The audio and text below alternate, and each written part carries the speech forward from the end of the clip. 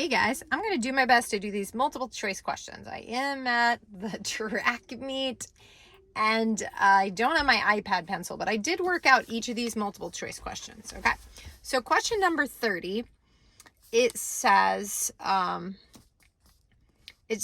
we, and again, don't just write the answer, make sure you write at least something. You don't have to write everything, but it says, what is a type 1 error? Well, that's when we reject the null when in fact H sub O is true. So here we reject the null that, we reject the fact that the probability is 0.5.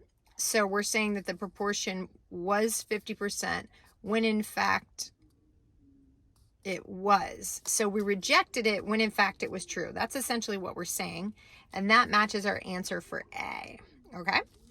Now, 31. Our sample proportion was 158 out of 300. So that gives us the sample proportion of 0.527. This provides a p-value of 0.18. So assuming H sub O is true, right? That's what a definition of p-value is. Assuming H sub O is true, this gives us an 18 or 0.18 probability to get a sample proportion of the one we got, 0.527 or greater just by chance. That matches our script or definition of a p-value. All right, question number 32. What outcome did we get? Well, because our p-value is 0.18, that number is bigger than alpha 0.05. That means we're going to fail to reject the null. We do not have sufficient evidence to support our H sub A. What was our H sub A? We wanted to say that the proportion was greater than 0.5 or that there was a majority. So we have to select E. All right, that's our first group of questions. So our next group starts on question number 70. So question number 70 said, we took a sample of 100 and out of our sample, 64 said yes. Okay, so there's our sample proportion.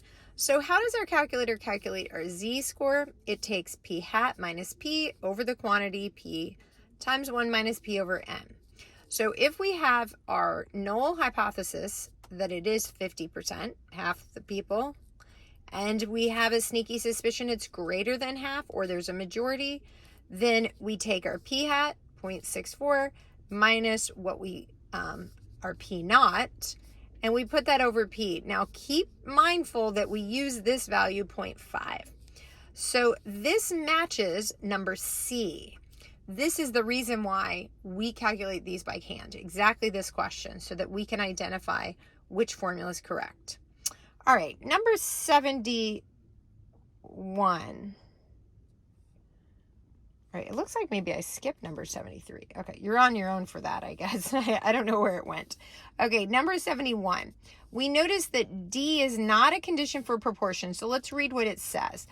It's saying it's trying to say that we need the population distribution to be normal, and we know that we don't need that. We don't need it. It's okay as long as we have large counts. But just to remember, we would need this if this was a quantitative variable, but the questions in this section are categorical, where we're answering yes or no. Number 72. We see here that they provide the z-score 2.43, and we say, well, what does that mean? Well, when we look in table A, we see that it provides this number, 0.9925.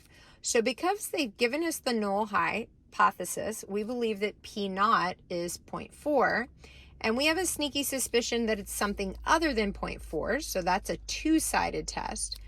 Then we end up having to double this because essentially we have to find the area to the left and the right, because we're not doing a greater than, we're doing greater than that level or less than that level, just not equal to that level.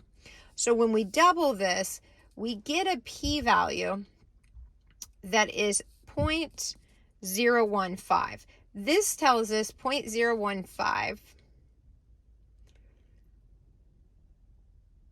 I think I wrote down the wrong thing here. Yeah, I did. Uh-oh. Okay. I can't, I'm taping this on my phone, but I think I wrote down the wrong answer. Sorry, I did this.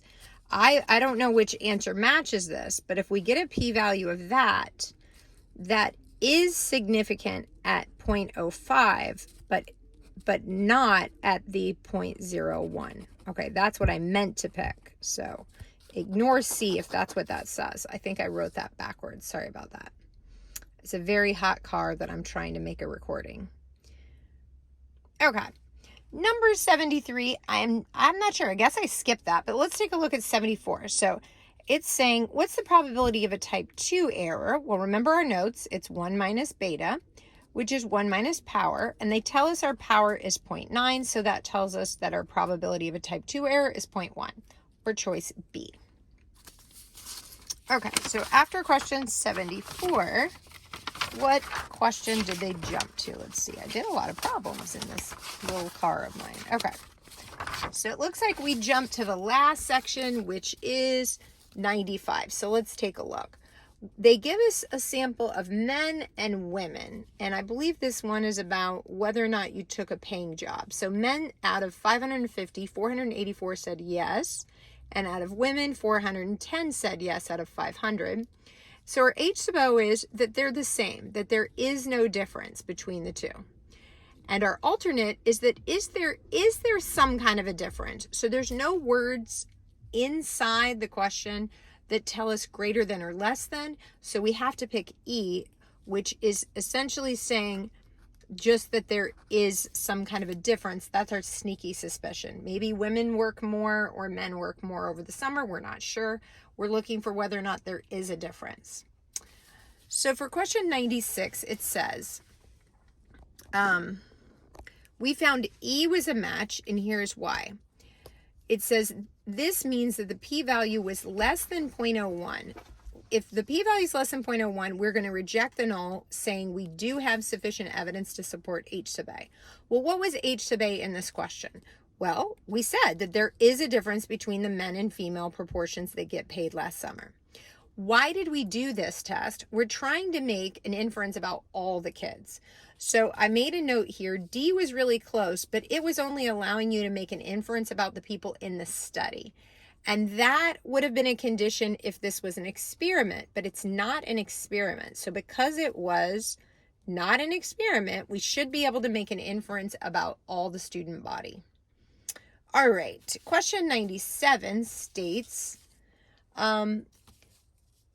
they give us the same data, right? And we're going to pool that data. We're going to combine it, right? So 484 plus the 410. Notice we're combining the yeses women, yes men, and combining the total amount of people we asked. And then this would provide, this matches our formula sheet, and this would be if we plugged it in. So B is definitely a match. Question 98. It says, what if our sample proportion of ones that got the drug M, 7 out of 10, and the ones in our control group, and I'm using the letter K here for control because I want to use C for combined, right? I did that with children and kids because I want to be careful with my notation. So this is my control group, right? And I find my P combined. So I end up getting these calculations, and I'm about to find my Z, but all of a sudden I notice from reading my choices, wait a minute, even if I do find a Z and then calculate a p-value, it's not going to be any good because at issue here is the large count's not going to work. When I take my p combined hat times n1, and then when I do it again for n2, notice none of these numbers are greater than 10, so we're not going to be able to either reject or fail to reject. All right, guys, check out the next video for the practice test.